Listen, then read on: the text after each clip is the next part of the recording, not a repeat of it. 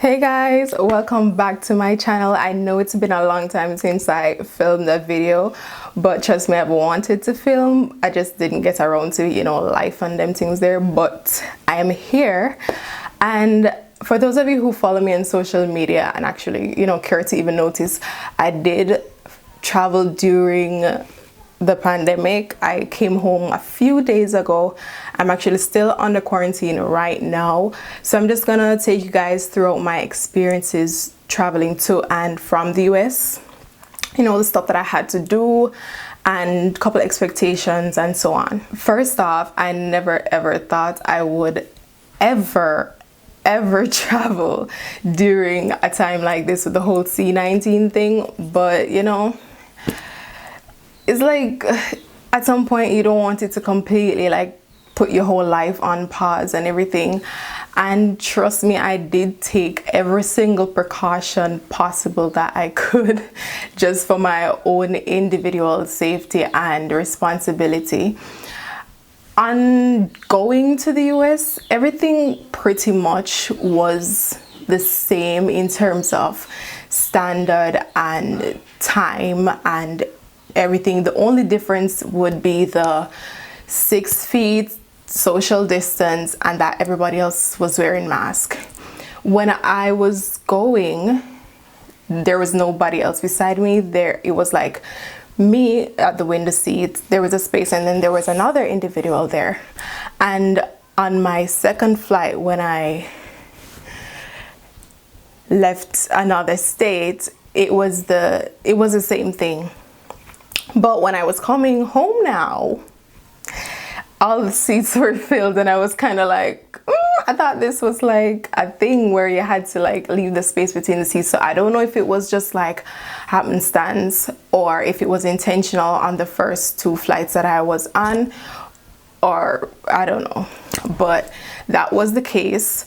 And as I said, it was just regular procedure going to the US.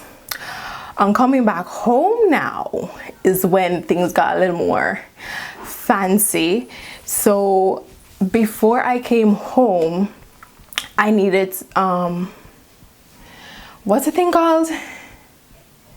Oh yeah, so before I came home, I had to have a travel authorization because Jamaica thing set up different, right? So I had to get a travel authorization 10 days before.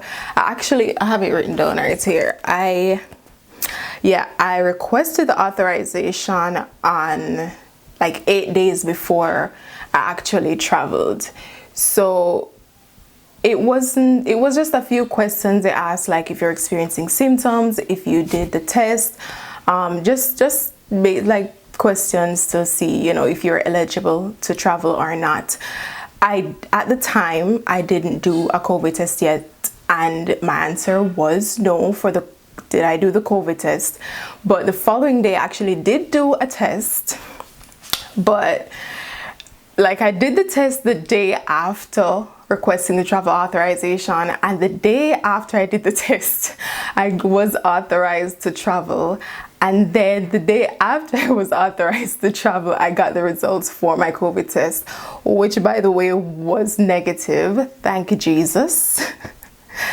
And on coming home, as I said, it's a process. So before I actually boarded the airline to come home, they checked to make sure that I don't know what that was. So before you board the airline to travel, they make sure that you actually do have the authorization to travel. So it's just a little tick, and you can either have the printed form or you can have it on your phone, doesn't really matter. So they check that before you board the airline. And then on arrival, it was, let me see, when we arrived, the first thing we did, we got a little slip of paper, just our name, temperature reading, and I honestly don't remember what else was on the paper. Oh, our signature I think, yes. Some like just basics, like it was literally just a slip of paper.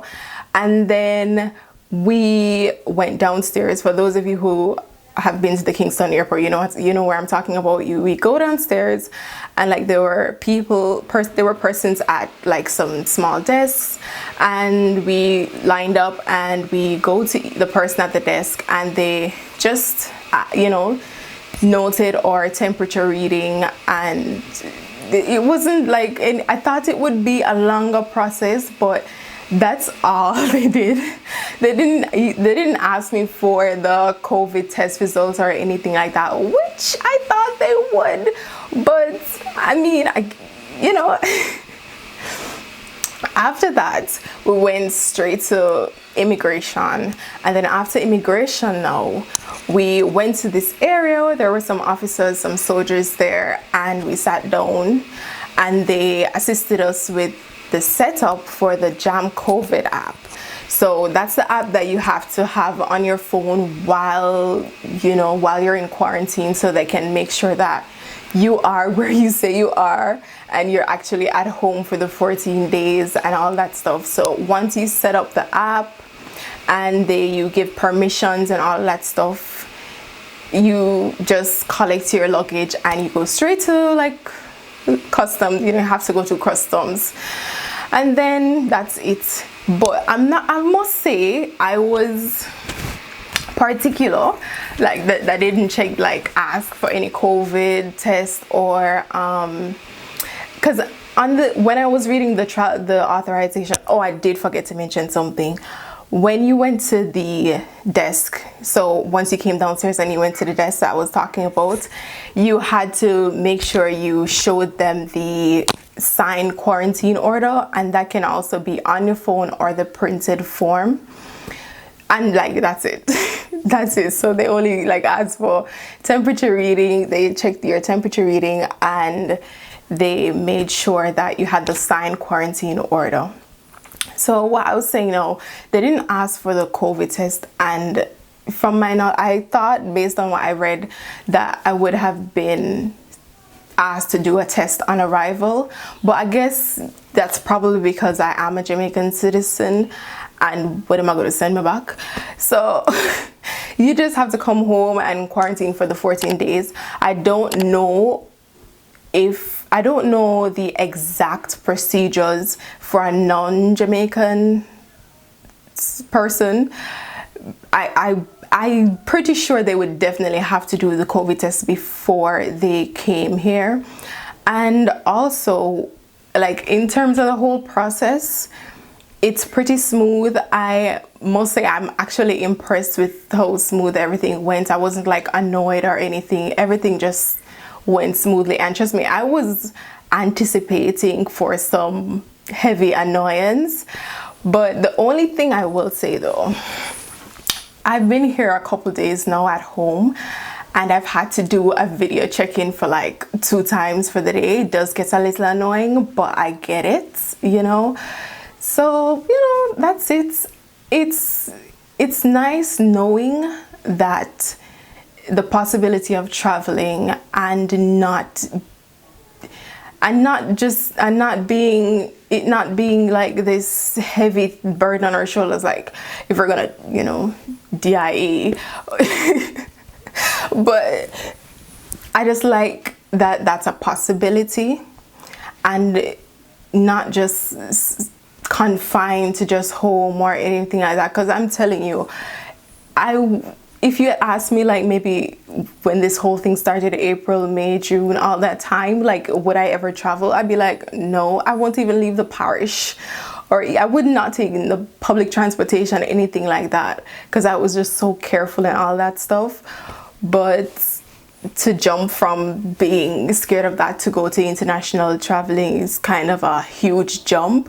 But as I said, I'm really responsible, like when it comes on to certain things. So I did my best with what I could, sanitizing and all that stuff.